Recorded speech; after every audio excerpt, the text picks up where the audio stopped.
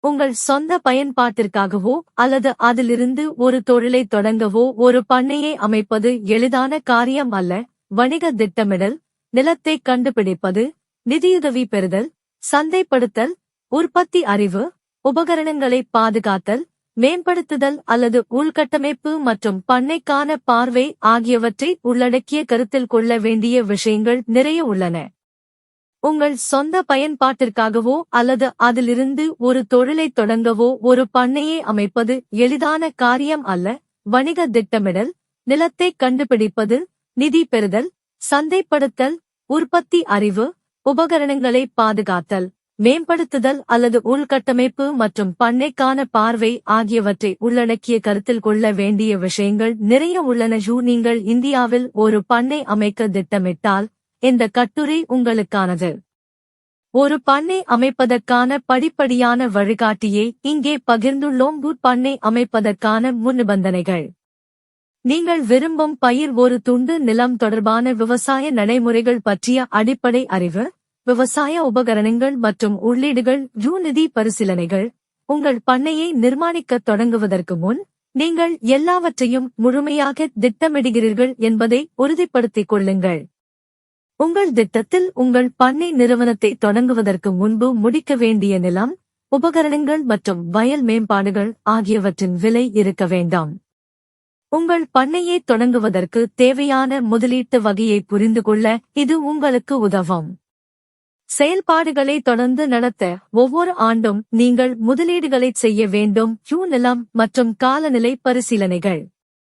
எப்படி, எங்கே, நீங்கள் என்ன விவசாயம் செய்கிறீர்கள் என்பது உங்கள் நிலம் மற்றும் காலநிலையால் தீர்மானிக்கப்படுகிறது.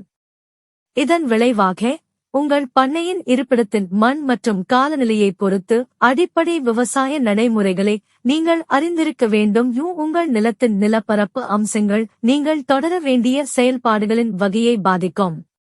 அருகிலுள்ள மண் பரிசோதனை கூடத்தில் உங்கள் நிலத்தின் மண் பகுப்பாய்வு செய்யலாம்.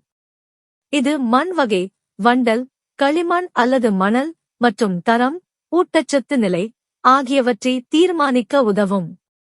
இது உங்கள் நிலத்தில் எந்த பயிர்கள் அதிக மகசூல் தரும் என்பதை தீர்மானிக்க உதவும். உங்கள் வயலுக்கான பயிர்களைத் தேர்ந்தெடுத்தல். நீங்கள் வளர்க்க விரும்பும் பயிர்களைத் தேர்ந்தெடுக்கும் போது மிகவும் புத்திசாலித்தனமாக இருங்கள்.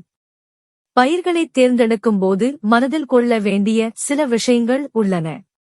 தயாரிப்புகள் ஒரு நிலையான மற்றும் நம்பகமான சந்தையை கொண்டிருக்க வேண்டும்.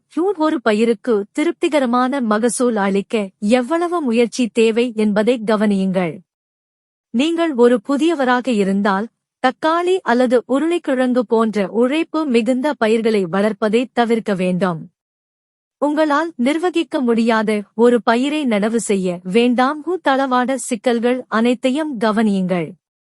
உங்கள் உள்ளீடுகள் அனைத்தையும் நீங்கள் எங்கு பெறுவீர்கள் மற்றும் ஒட்டுமொத்த செலவில் செல்வாக்கு செலுத்துவீர்கள் என்று திட்டமிடுங்கள். அருகிலுள்ள சந்தையிலிருந்து தூரம் மற்றும் செயல்பாடுகள் அல்லது சந்தைப்படுத்தல், அறுவடை நேரம் மற்றும் சந்தையில் வருகை நேரம் ஆகியவற்றில் தாக்கம். உங்கள் பண்ணையில் சேமிப்பு வசதிகள். சேமிப்பு என்பது ஒரு முக்கியமான சந்தைப்படுத்தும் செயல்பாடாகும். இது பொருட்களை உற்பத்தி செய்த நேரம் முதல் நுகரப்படும் வரை பாதுகாத்து வைப்பதை உள்ளடக்கியது. ஒரு சிறந்த சேமிப்பு வசதி தரையில் ஈரப்பதம், மழை, பூச்சிகள், புழு, அச்சுகள், கொறித்துண்ணிகள் மற்றும் பறவைகளுக்கு எதிராக உகந்த பாதுகாப்பை வழங்க வேண்டும்.